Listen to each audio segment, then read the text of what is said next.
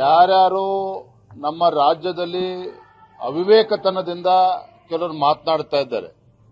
ವಿಶೇಷವಾಗಿ ಸಚಿವರುಗಳು ಕೂಡ ಗೃಹ ಸಚಿವರ ಆದಿಯಾಗಿ ಅವಿವೇಕತನದಿಂದ ಮಾತನಾಡ್ತಾ ಇದ್ದಾರೆ ರಾಷ್ಟ್ರೀಯ ಸ್ವಯಂ ಸೇವಕ ಸಂಘದ ಬಗ್ಗೆ. ನಾನು ಮಾನ್ಯ ಗೃಹ ಸಚಿವರು ಕೇಳೋದಕ್ಕೆ ಇಚ್ಛಪಡ್ತೇನೆ,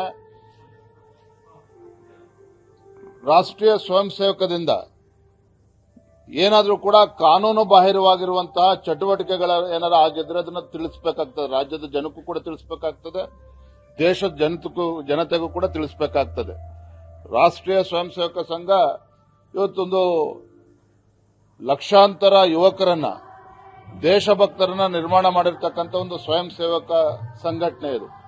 ಈ ರೀತಿ ನಿರಾಧಾರವಾಗಿ ಆರೋಪಗಳನ್ನು ಮಾಡುವಂಥದ್ದು ರಾಜ್ಯದ ಜನರಲ್ಲಿ ಒಂದು ರೀತಿ ಅನುಮಾನ ಹುಟ್ಟಿಸುವಂತ ಕೆಲಸ ಇವತ್ತು ಪ್ರಿಯಾಂಕಾ ಖರ್ಗೆ ಅವರು ಮಾಡೋದಕ್ಕೆ ಹೊರಟಿದ್ದಾರೆ. ಖಂಡಿತ ಅದು ಸಾಧ್ಯ ಇಲ್ಲ. ಹಿಂದೂ ಕೂಡ ಜವಾಹರ್ಲಾಲ್ ನೆಹರು ಆದಿಯಾಗಿ ಇಂದಿರಾ ಗಾಂಧಿ ಅವರ ಕಾಲಘಟ್ಟದಲ್ಲೂ ಕೂಡ 3 ಬಾರಿ RSS ಬ್ಯಾನ್ ಮಾಡುವಂತ ಪ್ರಯತ್ನ ಕೂಡ ಮಾಡಿದ್ರು. ಆದರೆ ರಾಷ್ಟ್ರೀಯ ಸ್ವಯಂ ಸೇವಕ ಸಂಘ ಇನ್ನೂ ಕೂಡ ಶಕ್ತಿಯುತವಾಗಿ ಬೆಳೆದಿದೆ ವಿನಃ 100 ವರ್ಷಗಳನ್ನ ಪೂರೈಸಿರುವಂತದ್ದು. ಅದೇ ರಾಜ್ಯ ಸರ್ಕಾರ ಎಲ್ಲೋ ಒಂದ್ ಕಡೆ ತನ್ನ ವೈಫಲ್ಯಗಳನ್ನ ಮುಚ್ಚಾಕೊಳ್ತಕ್ಕಂಥ ಸಲುವಾಗಿ ಈ ರೀತಿ ಹೇಳಿಕೆಗಳನ್ನು ನೀಡುವಂಥದ್ದು, ಅಧಿಕಾರ ಇದೆ ಅಂತೇಳಿ ಈ ರೀತಿ ಹಿಂಬಾಗಲಿನಿಂದ ಕಟ್ಟಾಗ್ತಕ್ಕಂಥ ಕೆಲಸ ಮಾಡೋದಕ್ಕೆ ಹೊರಟಿದ್ದಾರೆ. ಅದರಿಂದ ಅವ್ರು ಏನೂ ಕೂಡ ಸಾಧಿಸೋದಕ್ಕೆ ಸಾಧ್ಯ ಇಲ್ಲ. ರಾಜ್ಯ ಸರ್ಕಾರ ಏನೂ ಕೂಡ ಸಾಧಿಸೋದಕ್ಕೆ ಸಾಧ್ಯ ಇಲ್ಲ. ಯಾರ್ಯಾರು ನಮ್ಮ ರಾಜ್ಯದಲ್ಲಿ ಅವಿವೇಕತನದಿಂದ ಕೆಲವರು ಮಾತನಾಡ್ತಾ ಇದ್ದಾರೆ.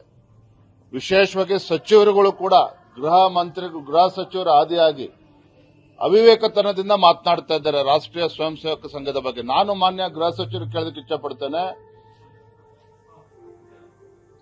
ರಾಷ್ಟ್ರೀಯ ಸ್ವಯಂ ಸೇವಕದಿಂದ ಏನಾದರೂ ಕೂಡ ಕಾನೂನು ಬಾಹಿರವಾಗಿರುವಂತಹ ಚಟುವಟಿಕೆಗಳ ಏನಾರು ಆಗಿದ್ರೆ ಅದನ್ನು ತಿಳಿಸಬೇಕಾಗ್ತದೆ. ರಾಜ್ಯದ ಜನಕ್ಕೂ ಕೂಡ ತಿಳಿಸಬೇಕಾಗ್ತದೆ, ದೇಶದ ಜನತೆಗೂ ಕೂಡ ತಿಳಿಸಬೇಕಾಗ್ತದೆ.